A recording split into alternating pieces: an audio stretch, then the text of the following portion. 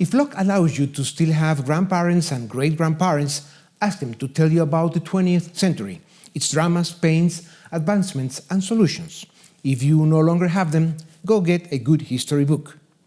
We used to think that wars and dictatorships had taught us lessons we would never repeat, especially since World War II, when after democratic openings and thanks to freedom and respect for the law, the West, through hard work, achieved high levels of development and well-being. But we learned nothing.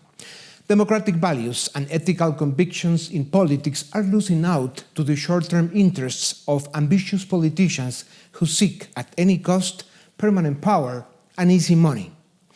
Latin America, with a few exceptions, is falling into the clutches of arrogant, despotic, thieving, shameless populist politicians without scruples. In the 21st century, we are witnessing the adulteration, discrediting, or demolition of institutions that make possible democratic states with a separation of powers. The dirty dominant political elite, often criminal, hounds the people with repression, disguised as deceit, disinformation, and lies, returning them to closed societies where freedom of speech is treated as a capital offense. Today, the world has more than 50 dictators, 3 of them with nuclear weapons. 3 others are in Latin America. But the number of countries with a democratic facade governed by corrupt and authoritarian goons who respond to criticism with threats, imprisonment, or murder is on the rise.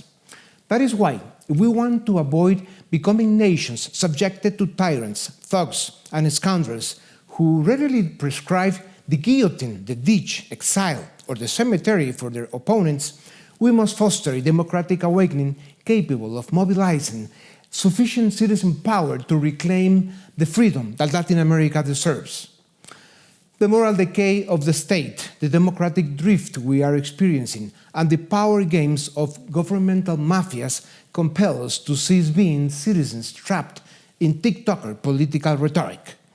Latin America needs its citizens in the streets, defending their rights, exposing corruption, demanding respect for the law, and shouting for freedom.